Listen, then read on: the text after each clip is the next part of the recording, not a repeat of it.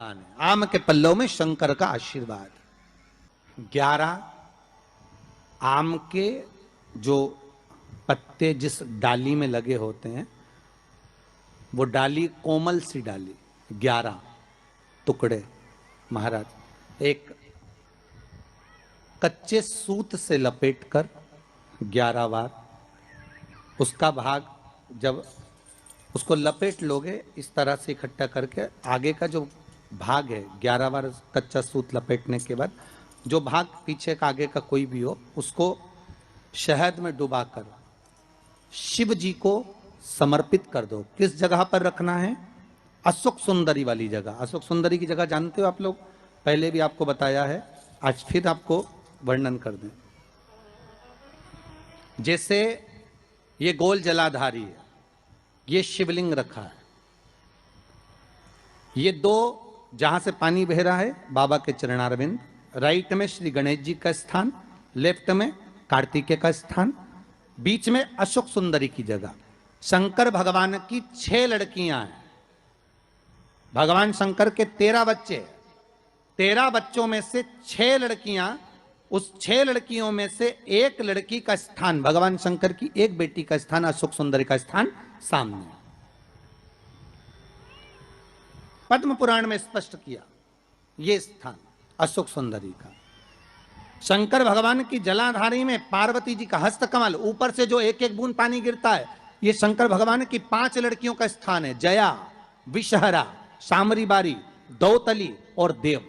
शंकर भगवान की 5 लड़कियां भगवान शंकर के मस्तक पे जल की धार गिरा रही हैं।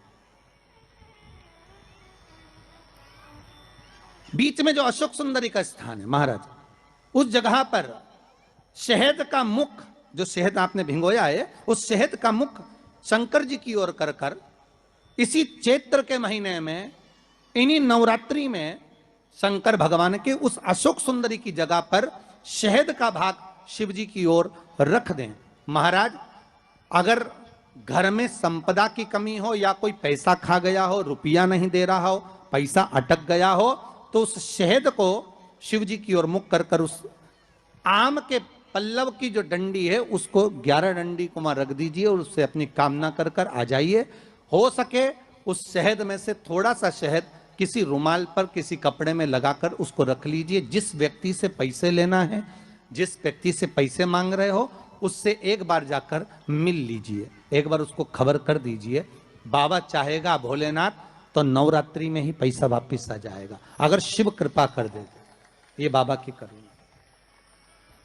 आम का पल्लव कोई साधारण नहीं जिसको कलश के ऊपर रखा जाता है, शिव की कृपा। जिस आम के पेड़ पर स्वयं कामदेव चढ़कर भगवान शंकर के तीसरे नेत्र द्वारा जलकर भस्म हो जाते हैं, वो आम का पेड़ साधारण नहीं हो सकता,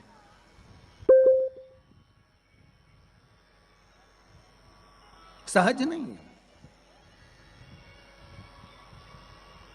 और वैसे भी शिव शिव है। घर में ज्यादा रोग हो, बीमारी हो, ज्यादा तकलीफें आ रही हो, कष्ट बढ़ रहा हो, बीमारियां बढ़ रही हो, या भय लग रहा हो, डर लग रहा हो, हृदय चित्त में कहीं ना कहीं आपको भय का भान हो रहा हो, तो 1 लोटा पानी, एक कलश में जल भर कर रख लीजिए और रात भर उसको रखे रहने दो। नवरात्रि चल रहा है, उस कलश को रात भर रखकर सुबह सुबह उस कलश में एक बेलपत्र डालकर उस जल को नीम के पेड़ के नीचे, जहां चैत्री नवरात्रि में नीम के पेड़ के नीचे सारी विद्याएं, आद्य शक्तियां, सारी देवी उस नीम के पेड़ के नीचे विराजमान रहती हैं। उस कलश में एक बेलपत्र डालकर रात भर रखकर उस जल को पूरे घर में घुमाकर उस नीम के पेड़ के नीचे समर्पित कर दीजिए। महाराज घर में भय लगना बंद हो जाएगा, कोई बड़ी बीमारी आपको घेरेगी नहीं और उस बीमारी से, उस रोग से आप मुक्त रहेंगे, उस बीमारी से, उस रोग से आप मुक्त पाएंगे। वो बीमारी आपको घेर नहीं।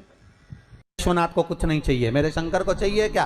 अगर आपके जीवन में ऐसा लगे कि बहुत बड़ी बीमारी आ गई और आपके घर का व्यक्ति वेंटिलेटर पर पड़ा हुआ है, तो शमी के वृक्ष के फूल ले आओ 7, और शमी के वृक्ष के 7 फूल लाकर एक एक फूल शंकर भगवान को श्री शिवाय नमस्तुभ्यम कहकर उस व्यक्ति के लिए जो पड़ा हुआ है, अंतिम सांसें गिन रहा है, जिसको अटैक आ गया, अंतिम सांसों में जो गिन रहा है, उसके नाम से भगवान शंकर पर चढ़ाना प्रारंभ कर दो। मात्र 7 पुष्प उस शमी के वृक्ष के 7 पुत्र, 7 पुष्प आप शिव को समर्पित करिए, उसका नाम और गोत्र बोलकर, और भगवान शंकर का मूल मंत्र श्री शिवाय जम के बोलिए, श्री शिवाय नमस्तुभ्यम बोलकर एक एक शमी का फूल शंकर पर चढ़ाना प्रारंभ कर दो।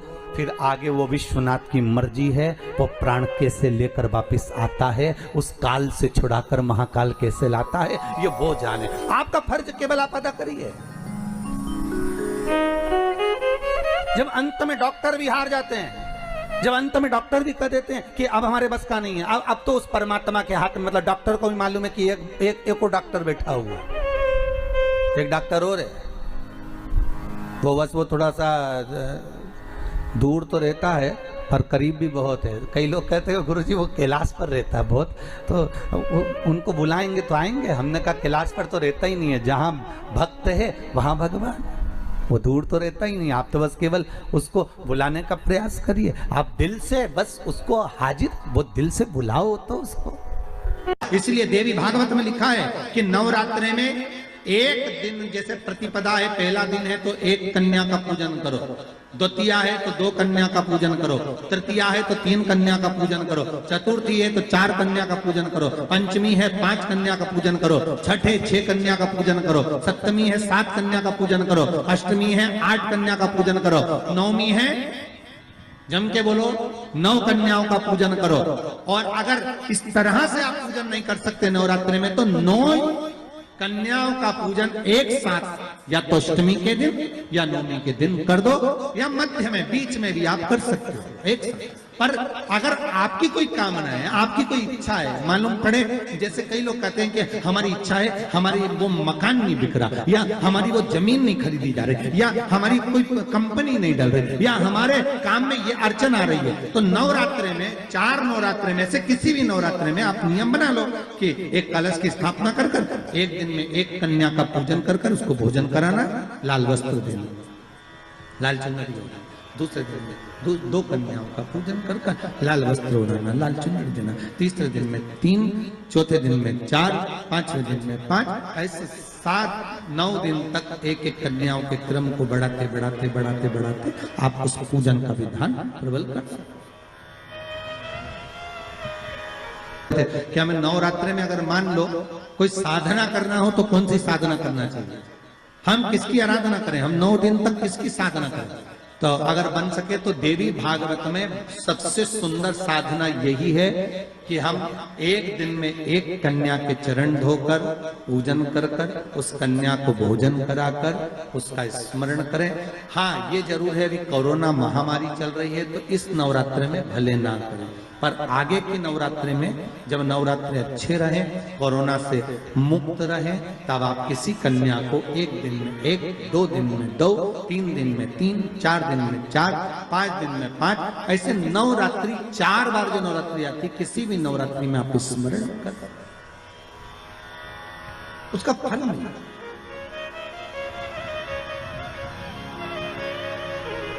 उसका फल होगा।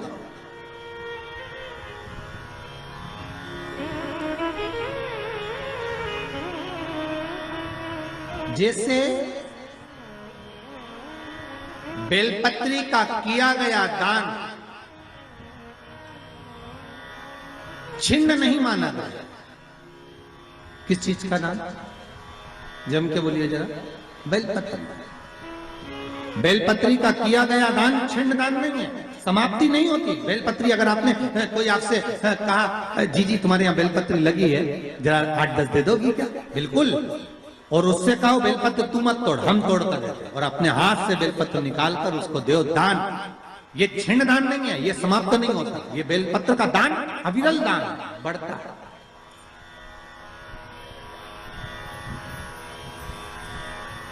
सुख का भान ये छिन्न होने वाला नहीं। अभी प्रिय है पुष्प में आंक का पुष्प, जो आंकड़े का पुष्प होता है, शंकर को बड़ा प्रिय है। और दूसरे नंबर पर शंकर को प्रिय है शमी का पुष्प, बहुत ध्यान देना महाराज। तीसरे नंबर पर शंकर को प्रिय है महाराज सरसों का पुष्प। सरसों होती है ना, जो राई अपन बोते हैं, सरसों बोते हैं, उसमें पीले कलर का जो पुष्प लगता है। हमारा तो निवेदन रहता है जब तक सरसों आए तो प्रयास करा करो कि सरसों के 108 पुष्प शंकर भगवान पर चढ़ाना प्रारंभ कर दो। महाराज, ये पक्का है कि वर्ष भर कोई बड़ी बीमारी आपको घेर नहीं सकती अगर सरसों के फूल शिव को चढ़ रहे हैं तो।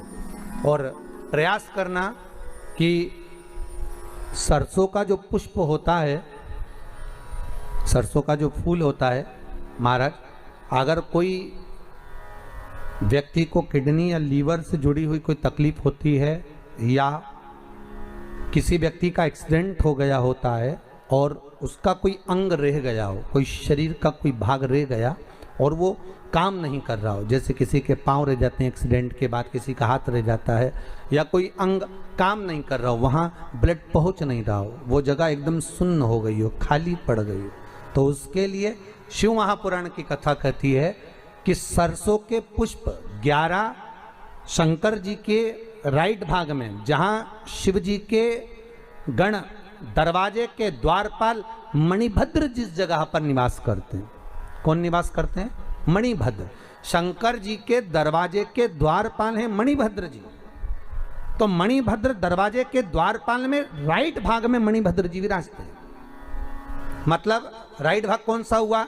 जब आप मंदिर से बाहर निकलेंगे तो राइट भाग, मंदिर में प्रवेश करेंगे जब राइट नहीं होना चाहिए, आप मंदिर से जब जाएं तो राइट भाग। मतलब आप मंदिर से राइट से जाएंगे तो शंकर जी का भी राइट हो जाएगा, क्योंकि शिव जी ऐसे बैठे हैं तो शंकर जी का भी राइट हो गया, देवता उनका भी राइट हो गया, तो राइट भाग सीधा हाथ मणिभद्र जी का स्थान। 11 सरसों के पुष्प मणिभद्र के उस द्वार पर आप रख दीजिए और मणिभद्र के द्वार पर रखकर अंदर जाकर 108 वापिस जब आप बाहर निकल रहे हैं, ये पुष्प आप रखने के बाद एक बार बाहर जाएंगे, फिर वापिस आएंगे मणिभद्र के रखने के बाद, और अंदर जाकर 108 सरसों के पुष्प शंकर को समर्पित करेंगे महाराज। उस सरसों के पुष्प जो शिव जी को आप समर्पित कर रहे हैं उसको वापिस लेकर आएंगे, श्री शिवाय नमस्तुभ्यम बोलकर उस सरसों के पुष्प को महाराज सरसों के तेल की बोतल में उसको डाल लीजिए। शंकर भगवान को किसी भी प्रदोष में, शाम के समय प्रदोष काल में उस तेल को वापस ले जाकर चढ़ा दीजिए शिव जी को,